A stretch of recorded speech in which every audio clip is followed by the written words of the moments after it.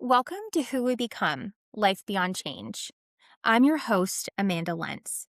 Today's conversation is with someone whose story reminds us that survival is only part of the journey. My guest is Megan Clare, also known as Warrior Megsy, a writer, advocate, and breast cancer survivor who has spent years not just navigating treatment, but everything that comes after the identity shifts, the invisible pain, the emotional weight of being called strong when you're barely holding yourself together. Megan Clare speaks honestly about life after cancer, about learning how to live in a body that has changed, in a world that often expects you to move on, and about finding your voice when your story doesn't fit the neat, inspiring narrative people want. This is a conversation about resilience, about advocacy, about truth, and about becoming when surviving isn't the end of the story. Let's begin.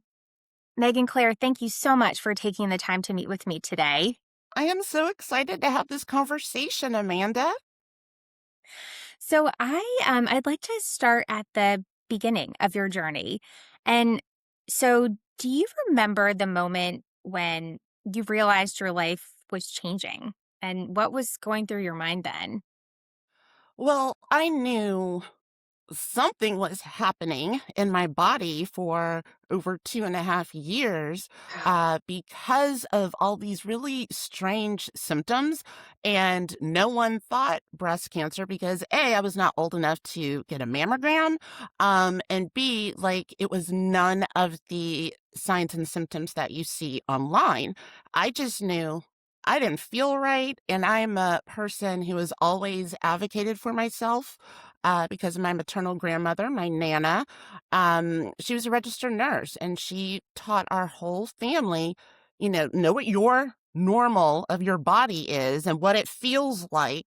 And, it's your patient right to ask questions, your patient right to change doctors, and your patient right to get pushy. And so I feel like I did all the things right as far as like advocating for myself. I just wasn't believed that something was wrong. Oh my gosh. Well, I think, just your Nana to be able to advocate for you and the fact that she taught you to advocate for yourself, I think is something that's missing is, we're often told, and sometimes as women to say, just accept it. Right. Um, and so 2.5 years, I can't imagine what that was like having, knowing that something was going on and then still having to fight for someone to listen to you. I mean, it's exhausting. And I think when we tell people, yeah, you need to advocate for yourself, it can be really hard when it's like over a long period of time and you're not feeling well and you don't know what's going on. You just know something's happening that sometimes it's like I had to pause like throughout that 2.5 years because I was like, I keep going to the doctor and I'm getting no answers and they're just doing blood test after blood test. But then once I turned 35, I was able to get a mammogram and they were like, hey, come back when you're 40. Well, I was diagnosed 2 months after my 39th birthday. Oh my gosh. And so during your treatment, once you had finally gotten answers and, and really the resilience you must have had during that time to continue is just incredible. But during treatment, once you finally got those answers, what became your anchor on those hard days as you were going through that? Well, at the same time I'm going through my cancer experience, my mother, she is an ovarian cancer survivor. She had ovarian when she was pregnant with me, Oh, and now she's a blood cancer. Well, I should say she's living with blood cancer. And so we're both in treatment at the same time. And, for a lot of people, it's really hard for a parent to see their child seriously ill. And it's also really hard for the child to see their parent seriously ill. And we're both going through this at the same time. So, like, we were each other's anchors. But then I also met someone, to this day, I call her my chemo twin, Erin. I don't think I would have made it without those 2 people specifically. Wow, what an experience to have gone through that with your mom, and what a warrior for your mom too to have survived ovarian cancer and being pregnant and then now again going through it again. Oh my gosh. And looking back now, having had that experience going through that with your mom, what part of that season do you think shaped you the most? Hmm. I think it was, when I started the Taxol treatment. And, I already knew cancer was going to be tough. I knew chemo was going to be tough because sadly, I come from a very cancerous family, more on my mother's side, on my maternal side, not so much on my paternal side. But I think it was in that moment when I had such a severe reaction in the first 15 minutes of the first treatment of that particular chemo, and it literally felt like a current was running from my head to my feet, and I felt my nerves die. It was Oh, in that moment where I was like, did they give me too much? Like, what? Why is this happening? And I feel like that was a theme throughout my whole journey. Is I kept asking, well, why do I have this, or why is this happening? Why is this so severe? You said, typically it was going to be this, but for me, it was like the mother load, like back and forth. Even the type of breast cancer I had, there wasn't much information on it, let wow. alone much information on it for Black women. I had stage 2A invasive lobular breast cancer. And, so it was in those moments where I was like, okay, why isn't the research like, why do you keep saying you don't know? And so as a writer, I was making notes throughout my entire journey. I prefer to call it a cancer path, if you will. But I was taking notes throughout all of it because I really wanted to document how hard it is. And plus, you know, I was single, still single. I was single then, but how hard that is. That's just so much weighing on your shoulders. And then when you're getting all these side effects, or, I mean, like major changes to your body, and every time you ask, well, why is this happening? And they're like, oh, well, this is rare, or wow, we haven't seen this before. Oh, It really makes you feel like like an alien. And I just couldn't accept the constant, I don't know. and it sounds like that advocacy that carried you through to getting your diagnosis officially carried you through moving into your advocacy journey and kind of that next step. And so let's talk a little bit about that. So you finished your cancer path and you're on the other side. And so what motivated you at that point to speak publicly about sharing your story and now building Warrior Megsy? Oh, goodness. So after I, quote unquote, entered the survivorship stage, right? I remember my oncologist, my active treatment oncologist at the time said, yeah, you might feel a little depression because you won't be seeing me as often and blah, blah, blah. And I realized it was probably more like 6 months into my survivorship. I was like, a little depression? What? Like, are you kidding me? Like, I even recognized when my vocabulary changed because once I was cleared, oh, you're cancer free. I was like, yeah, I beat cancer. I did this. I was all of that. And then it was about like really 6 to 9 months after that, and it really hit me. Oh my gosh, I think I have PTSD. Oh my God. Okay, I am like seriously depressed. And now my anxiety is like going through the roof. What is happening on top of taking medications that I was supposed to be on for 10 years post treatment? And my body was rejecting all of that. And I also had rage. Like, I felt like no one was talking about how it impacted their careers, just the rage of at the time where I was working, I used to be in media and marketing, and during my active treatment where I was working, it was really hard to feel supported sometimes by my Mhm. colleagues, and they'd question, well, why are you going to another appointment? We thought you were done with cancer.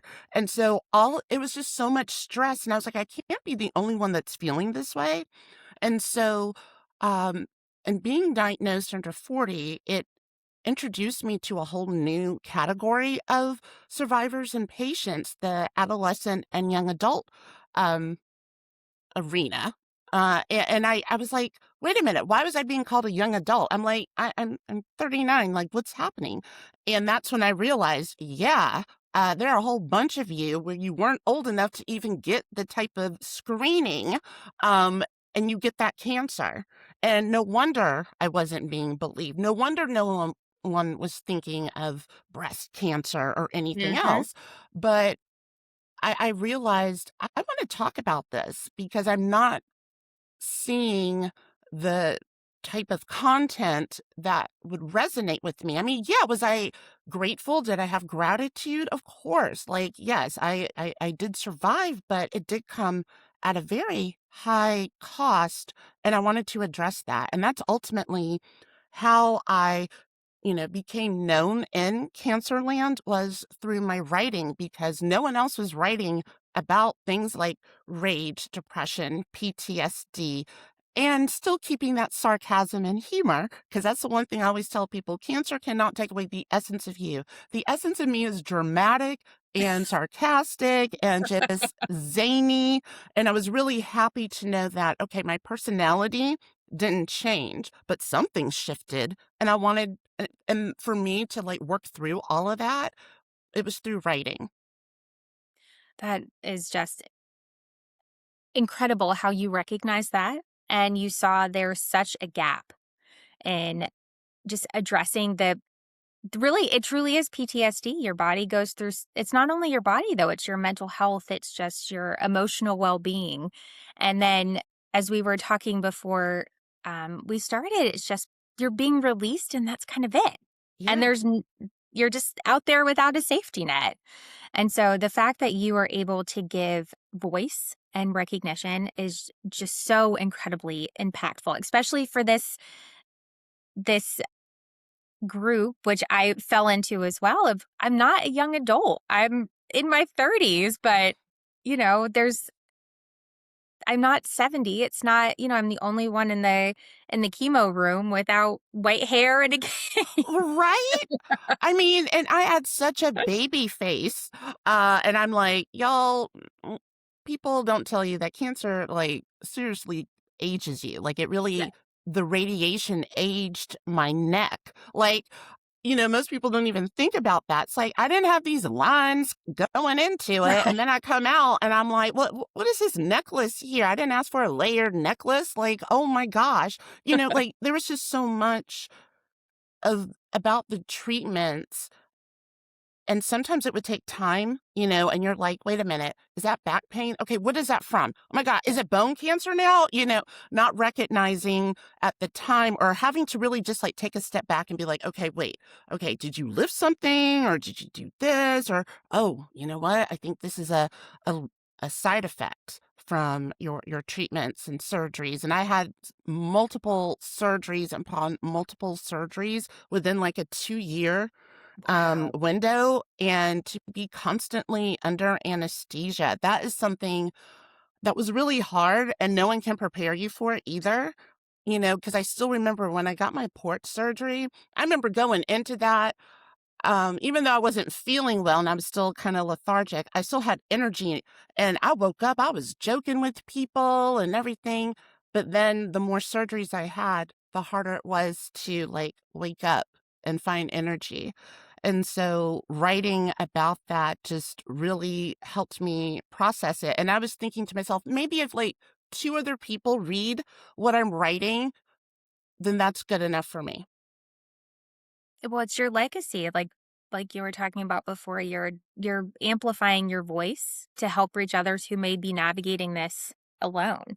Yeah. And so, in your experience, having navigated through this cancer path, both as a, a patient and also a caregiver now with your mom, what kind of support do you think helps survivors most that, might be beneficial to share? I feel like even this kind of conversation, giving voice to it, amplifying it, the more that people can find us in different mediums, because some people love reading. So through blogs, some people love audio, through podcast or audio and video. Like, it's really important too to have that representation, because that's one of the main reasons why I've just been so vocal, is because I don't see a lot of people that look like me in spaces where major decisions are being made or Hmm. clinical trials are being designed. And it's like, wait a minute, you need to make sure certain people are represented. And we don't just mean one to two people. Then how come I'm often like one of the onlys in the room with these decision makers? And so, I never set out to be some big advocate. I'm actually really small in my advocacy if you compare it to others, which I try not to do, right? But it's like I couldn't stay silent. And it was also, it taught me as a caregiver, I had a different lens, because how I viewed my mother's blood cancer, pre-cancer, and then once I went through my own experience, it deepened our relationship. But now it's like I know too much. Yeah, But she gives me her lab work. Like, now I can look at it, and but that's also scary. But there's also a different level of trust with us, and not trying to hide the scary, because all of sure. this is scary.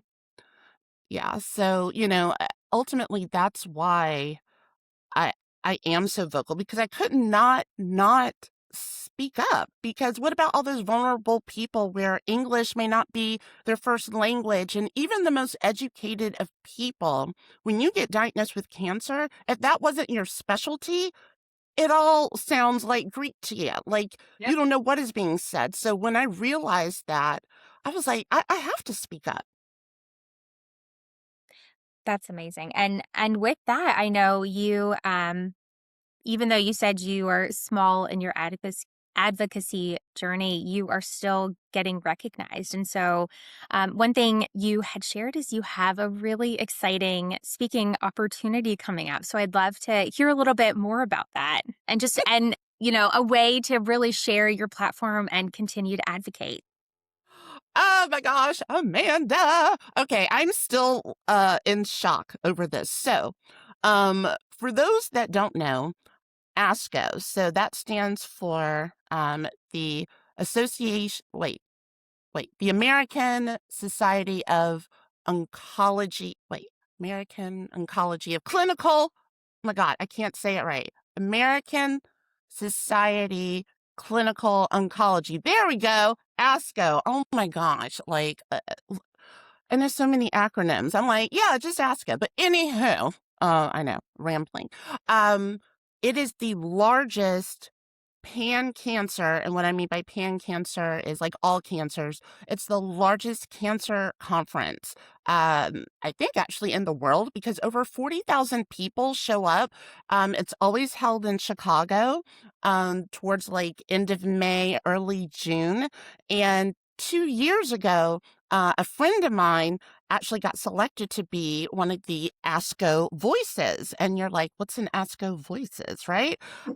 You can be a patient, survivor, however you identify in that way, advocate, researcher. I mean, whatever it is in the cancer space, and you can audition to be one of their voices, and you present your story for 7 minutes, no slides, nothing, just you on stage with the microphone. and you tell your story. And for a lot of people, that sounds really scary. It is scary, but also as someone with a theater background, I'm like, oh my gosh, this is my moment. I love it. And so, after seeing my friend get it, and then another friend also was an ASCO voice last year. They are transgender, and seeing what their story, I was like, wow. And so I had some people tell me, hey, you should really do this. So last year I stayed on top of it with all the communications. And so when it was time to submit my audition, and it was a 3-minute video audition, but first you have to kind of write out like what your Oh, whole story sure. would be. And the premise is you have to like really know the audience, and why does that particular element of your story matter. And so I had to like really think about that and be like, what is it that I'd want a captive audience in the oncology space, in the advocacy space. And so I was like, okay, I think I got it. And then I submitted it back in November, promptly forgot about it because then that following month in December is the San Antonio Breast Cancer Symposium, SABCS. Now that one I know. Yeah. Um, and so like that literally happened like right after I had submitted it. So I'm like off there. And then, oh my gosh, just a few weeks ago, I got the email saying, congratulations, you're one of Oh, the ASCO voices this year. And I was like, did I read that right? Like, I literally had to read it like 4 times to be like, "Oh my god. Oh my gosh." And then, of course, I'm still freaking out, but also so excited to share a new element of my, cancer story because I always tell people in storytelling and also as a writer, you wanna be able to tell everyone about everything in your story, right? Because it's all important. It all shaped who you are as a survivor. But when you pare it down and you just take an element of that story and really hone in on what were the lessons learned, what is it that you want people to know? And what I'll be talking about is why representation matters. It's literally your life in clinical trials, because that was something that was very unexpected for me to think about. I used to be totally against clinical trials, like, I mean, like, legit, totally against it. And my whole perspective changed after getting cancer and medications are not working in my body. sure. And that's when I really, like, connected that piece of the puzzle, and that's, part of my, like, advocacy platform, and I was like, "Hey, what better way to talk about this, and the fact that I'm a woman, and the fact that I'm a Black woman, and then the fact that I was diagnosed under 40, now I am in my 40s," all the things, and so it's just a real honor, to be selected. I can't like, it's a dream come true, honestly, because anytime there's a microphone or a stage, I'm like, "Yes, I wanna do it." Now, am I gonna be, like, nauseous and shaking and all the things? Absolutely. But to be able to stand there in my power, in my story, that Oh, just means the world to me. I just chills, absolute chills. The fact that you are able to bring such a voice to the people that are the decision makers, that oncology space, and that you are representing, you know, women of color, women under 40, women who need to be in clinical trials. It's so encouraging for the next generation of women who are coming or who are newly diagnosed to know that there is someone who is speaking on their behalf or they can resonate with.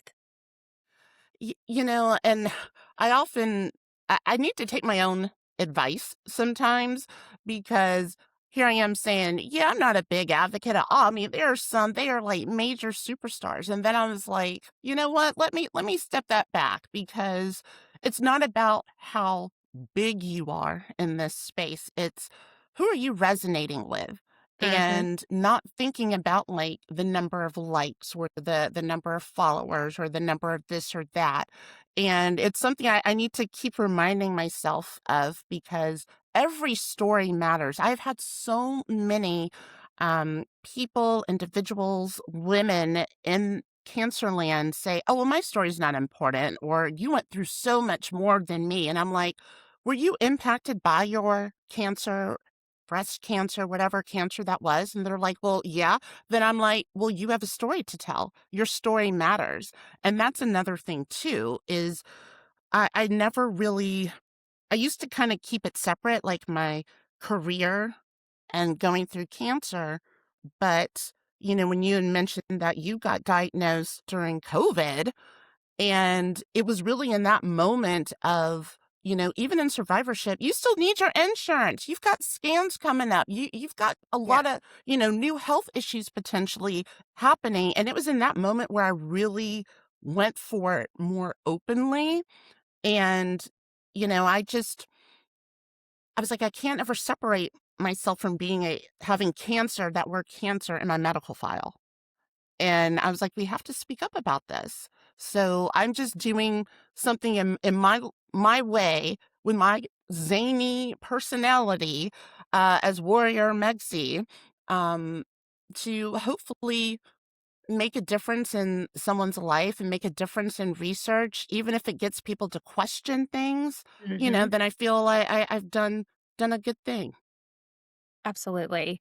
And the fact that you are speaking out and advocating and so open, you you will have an impact. You have had an impact. And I just want to go back to what you said around every story matters, because I've gotten the same comment. Oh, well, you had it during COVID, or you had young kids, and it's like, yeah, well, it's my journey, but your journey is not any less diminished just because of different circumstances.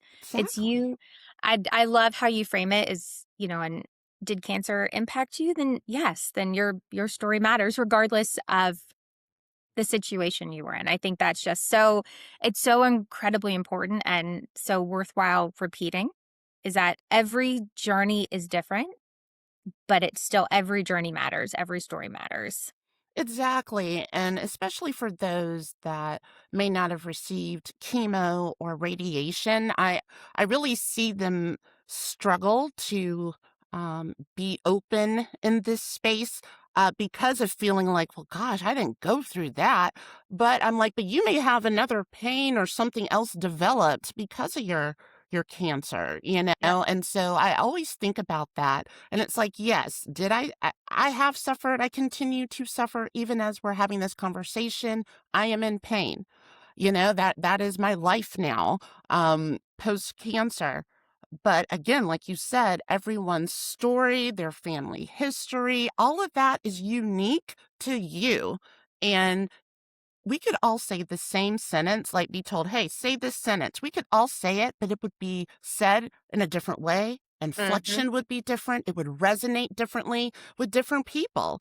And so I think it's just another great reminder, and also what you're doing here, Amanda, with your podcast is like, keep amplifying these stories, and the arena is big enough for us all. I love that. And unfortunately, right? I mean, unfortunately, Right. there's no ending of stories, but being able to tell a story or to bring awareness or visibility to someone who may not have the headspace to do that, and just for them to feel like they're not alone. I think it's so incredibly valuable and important.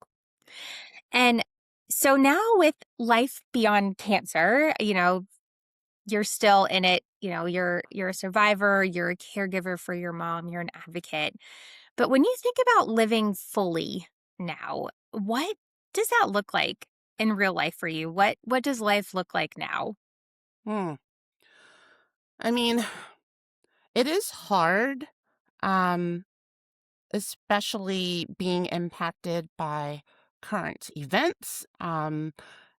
And it's, I think it's hard to be in my skin sometimes because I am still having to advocate for myself when I see different specialists. Hmm. I'm still being talked down to. The microaggressions in cancer land are difficult. I've been surgery shamed in survivorship.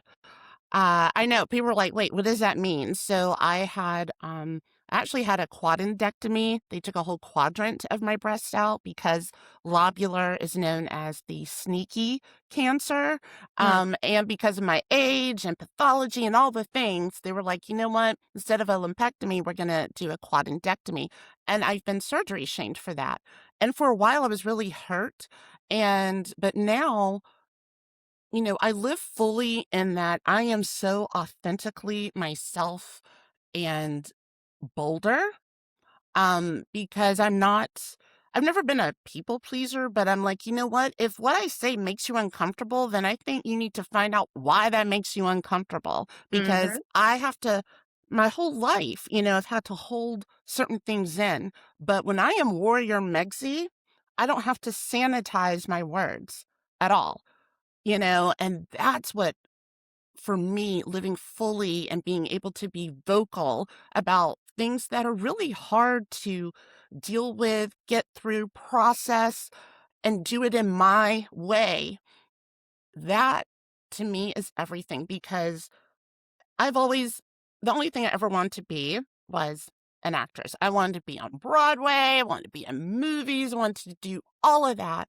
But then I realized, you know what? You actually are doing it. You are, quote unquote, performing, but you're performing truly authentically, and you're not playing a character. You're the main character, and your audience is just, you know, different than what you thought it would be. Your stage is different than what you thought it would be.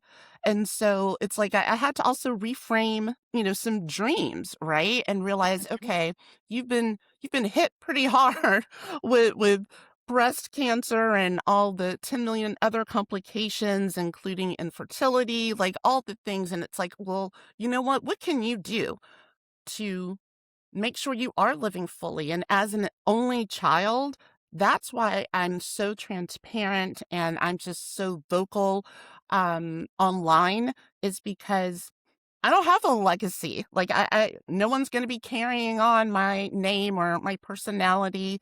So I have to make sure I speak up while I can to show that I once was here.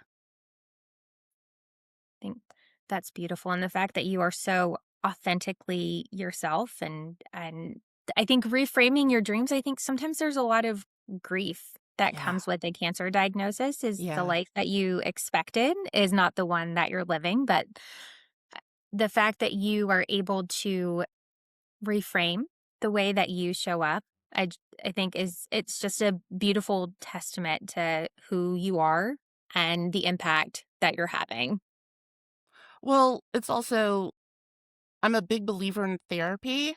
I have an amazing therapist, and it's a guy, right? Like it's a young white dude, which is like just hilarious to me, because at that time I was just like, I don't know, like I made him audition to be my therapist, and he did win that coveted role, um, but I really want to express to people that, even if you were in therapy before cancer, well, all that's happened to you is you process, and it may take you years to fully process all that happened. You're going to need different tools in your toolbox. Mhm. And I feel really fortunate that after, I had a couple of bad therapists, but I kept pushing because I was like, this is bigger than me and I really need help processing these layers of emotions and feelings, grief, right? Because losing my fertility hit me way harder than I was expecting. And having a really good therapist who understands the young adult cancer space, understands the weird being like where you've aged out, where now you're like too old to be young, but you're still too young to be at that older end. Yeah. And he also understands chronic pain with cancer patients because he's a former oncology social worker. So I feel like I really lucked out in getting someone who really understands that path of cancer patients. But I know not everyone's going to find someone like that. And so the reason why I am able to talk about it in such an authentic but like healthy way, is because I've had years of therapy and I'm still like processing things, but it's so important to know that saying you need help, that doesn't mean you're weak. I know in certain cultures, people are like, I'm not going to tell someone my business. It's about meeting yourself of who you are now. Because as you said earlier, Amanda, like going through cancer, like no one comes out unchanged. It, Right. it changes you in some kind of way. And for some people, it's massive. And for some, it may not be. But I say still audition therapists until you find one that resonates with you. Because I mean, he pushes me. Like, I'll be like, what do you, I don't agree with that. And he's like, I'm reflecting you back to you. And I'm like, okay, all right, you're right. So, but it's like you have to find someone that's going to help push you in the ways that you need to be pushed. And also, I'm on antidepressants, okay? And I do not feel ashamed of needing um, antidepressants to help with the depression and anxiety. And what I like to say is it's a buffer. It's a buffer to help me regulate my system. And, because I know a lot of people and even me, like there's a time where you're like, I don't want to take another pill. I don't want another doctor to touch me. Yeah. I don't want any of that. But I also had to realize, you know what? I do need some help. I also need some help with medication just to help me regulate so I can actually process the feelings instead of ruminating over them. And that's why I feel like I'm 10 years in a relationship with Ned. No evidence of disease. Ned is my long-term boyfriend. We're double digits now. But we've been through a lot to even get Yeah. to this moment. And I'm still going through things. But, I do try. I have a lot of tools now in my toolkit, in my mental health and emotional health toolkit. And I have to try not to project too far out, not freak out too far out, try and stay in the present moment. But it does take a lot of intention. But also, too, I have, I have amazing friends both in Cancerland and outside of Cancerland. Now, if we could all live in the same neighborhood, like imagine the block parties, Oh my but God. right, like it would be so great. But that's the thing, in Cancerland, you get introduced to people you never would have met otherwise. Like, I mean, like you never would have met otherwise. And they are like the most amazing people. Like, I legit have like brothers and sisters that, I mean, I call them my chosen fam. I just I get sad that so many are out of state, but I'm really trying to be more intentional in finding local support. And I have been able to find more local support. It's still a process, but even recognizing that, right? Like being able to find people where you can talk about, oh my God, I'm constipated today. I think it's that medication. Talk about those things that would, quote unquote, potentially gross someone else outside of Cancerland out. It's so important to, even if it's just like one or two other people that you can go to when you're freaking out, when you have anxiety, when you have these feelings, who can just be like, I get it. I hear you. You're not crazy, but also recognize too when you might need some more professional help and get therapy and or medication, so it's only because it's been a very long struggle and it continues to be that way as far as processing and fertility. Like that is something, it's one thing to say, you know what, I have a choice. It's another to be like, okay, we either surgically move you into menopause because more than likely you were on the path of getting ovarian or cervical Yeah. cancer because that's where all of my like symptoms from like 16 were. Like I would get hemorrhagic cyst, I would get cysts the size of lemons on my ovaries. So like Oh my gosh. they knew, okay, we got to negate everything we can surgically for you because it was very clear I was going to be on that path. But it also I didn't realize how much I would actually want something I wasn't really sure or prepared to have. But there is something, cancer takes away a lot for some people. And it literally took you know, my anatomy that like made me a woman. I mean, I have no ovaries, I have no cervix, I have no uterus, no fallopian tubes. Like, I've got none of that. And I literally felt empty. Like, it is such a, when you talked about grief earlier, like, it is such a horrible feeling to literally feel empty inside. And I was like, what did I just do? But then I also had the double whammy of finding out I wouldn't have been able to have children anyway because of how my uterus was shaped. And we always thought I had a biconurate uterus, which is like a heart shape, which would have meant probably, have a premature baby because there's not enough room. But by the time they went in there, my uterus was almost like separated in two. Oh my gosh. And so it was just like, okay, body, have you betrayed me enough? Are we done? So it's, I think with that process of grief, PTSD, anxiety that can come, and sometimes you may not feel these feelings until many years later. It's still important to acknowledge them, Mhm. process them, but know that at the end of the day, you are still here, and that is enough. Absolutely. And thank you for being so open and vulnerable and, breaking down the unfortunate and unnecessary stigma of mental health. It's one thing, and again, I think part of this journey that's not acknowledged or discussed enough is the impact it does have and all of the feelings that you are in a relationship with Ned, but you still, it's still not always a healthy relationship. And so really the fact that there are survivors and advocates like yourself who are willing to bring this topic of conversation and be so open is just so powerful. And mental health is something that absolutely everyone should, if you're able to, audition your therapist, find the right. There's not always going to be a good fit, but there is someone out there who will be able to help support you. And the fact that you have found someone that is willing to push you and challenge you is just, it's amazing. Yeah, and again, you have to remind yourself that you're worth all this effort. I think that can, even as I just think of like as women, typically we're always putting everyone else first. Yep. That's just the nature, typically, not saying all. But it's so important. And I think once you go through cancer, you really recognize that you have to make yourself the priority. Like now, you know what? I am gonna use all of that PTO. You know what? Like, I'm trying to make sure I do the things that fill my cup. And one of the things too, I just wanna kinda go back to that is the things that make me whole is reminding myself that there are a lot of things you like to do outside of cancer.